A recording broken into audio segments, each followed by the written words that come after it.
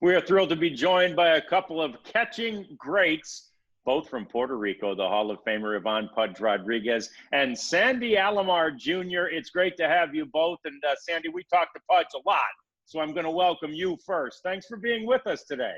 Hey, thank you, guys. Thank you for inviting me. And Pudge, always great to see you, my friend. Thank you. Yeah, it's like you say, we always talk together, so we partner, so it's good. Yeah, it's always I got a good partner on TV. Yeah, and I wonder, that brings up my first thought on your relationship with Sandy. Sandy, at what point was a kid, maybe 5 or 6 years younger than you, named Pudge Rodriguez on your radar? When did you realize this young man was out there coming from your same small island and maybe going to have the kind of career he ended up having? I went to a winter ball game, and Pudge was not playing, and he was walking by, and I asked Ramon Aviles, I don't know if Pudge remember this. I said, "Who's that kid right there?" He go, "Oh, that's Pudge Rodriguez. That's you gotta see this kid throw. Like it's unbelievable." But Pudge walked by, say hello, and he wasn't playing that game. But I was all excited, because the evolution of catching in Puerto Rico, every year somebody was coming up. And I had the opportunity to see Pudge and also hear from Luis Rosa. Luis Rosa used to talk about Pudge all the time. But the first time I saw him physically, it was that in a winnable game. And Pudge, what about your thoughts on Sandy? He was obviously 5, 6 years ahead of you. Were you thinking, gosh, I want to do what this guy's doing?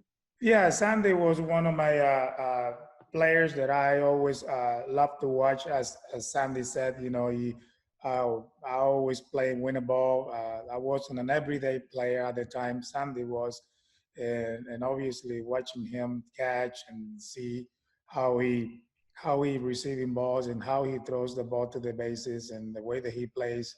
I take a lot of look at things that he does. Like Sandy said, we grew up in Puerto Rico, and he's been so many great catchers in the game of baseball, like Sandy, Benito Santiago, Javi Lopez, now Yari, myself, and they came to the big leagues and established themselves. But one of the things that I always remember from Sandy since day one, he always talked to me. He always been a good friend of mine since day one and into today. Now he's a biker like me. We run bike, and sometimes when he's in Dallas and I'm in Dallas, we jump on the bike and go ride bike. So that's the relationship that I have with Sandy, and he was the same person the way he is today since the first day. Sandy, is baseball still hold the place in Puerto Rico? There are those who would argue here in the States that it's not as popular as it once was. In Puerto Rico, is it still every bit as popular as it has always been? No, it's popular. It's popular. The new wave of players.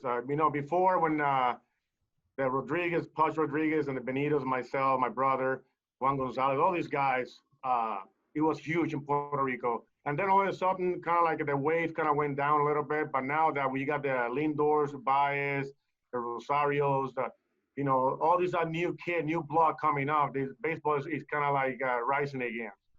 The highway to the big leagues for everybody is not the same. It's not the same. I even though I have a father that grew up, playing Major League Baseball and I had an experience to be in Major League ballparks, was a wonderful experience for me. As a kid, I was not the best player.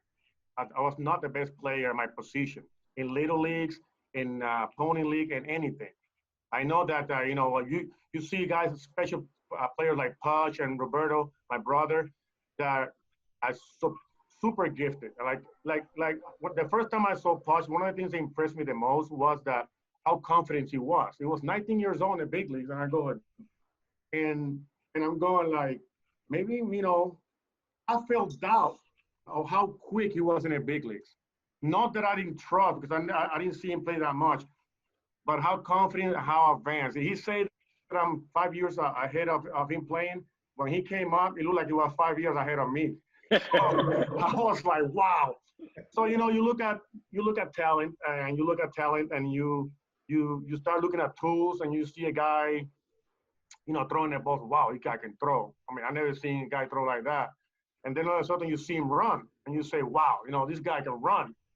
Then you see him hit the ball. You say, wow, this guy can hit. He can hit the whole fields. And then you see him receive and handling the staff. And all of a sudden you go, man, this guy's a total package, and he's behind the plate. So I was very impressed. I felt like, like when I grew up, I was a kid that grew up with, and nothing wrong with this for the people out there. I was motivated because I doubted many things that I did. I had doubt in some of the things that I did, which it kept me motivated. Obviously, other people are confident. This guy right here probably had the confidence from the beginning. And it took me a while. I was a late bloomer. I spent 6 years in the minor leagues, which my last 2 years I was minor league player of the year, which is, I started, I'm not saying that never was confidence, but people think like, oh, you're doubting yourself too much. It's not that. It's not that. It's just like, I feel like I have things to accomplish. And that's when doubt can help you, because it keep you in check. And that's who I was. And then watching this guy was completely different. So he was a special guy. Yeah. Also, one of the things that I think that I wanted to add, and thank you very much for all those words. I feel the same way about you. But I think all start because the way that we play baseball in our era. When I came in 87, 88, that I signed as a 16-year-old, the first stop that they sent to me was obviously Port Charlotte, Florida, and they brought me up to the big league clubhouse. And when I saw all this, wow, Julio Franco, Rubén Sierra, Juan Gonzalez, all those guys, Palmeiro, Guzman, Kenny Roger, Nolan Ryan, all those guys there, uh, they welcomed me as one of them. They didn't welcome me as a kid. And I think that's very important for young kids that are watching us speak right now. Then it doesn't matter how old you are, but when you are a professional baseball player, you're like everybody else. You got a job to do. You got to go out there, and you got to do your best to be the best and to be the best in your position.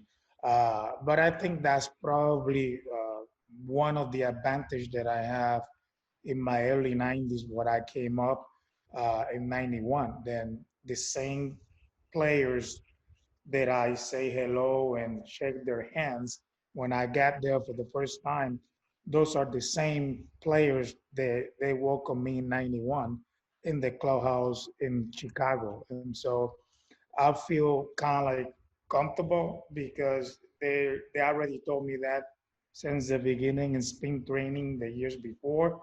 And so when I got there, I feel like, wow, this is awesome. This is amazing to be in the clubhouse. But for them in their minds, they don't care the 19-year-old. They care about the Ivan Rodriguez, the catcher, and they're one of them. You are part of this ball club, and the discipline and play hard is very important.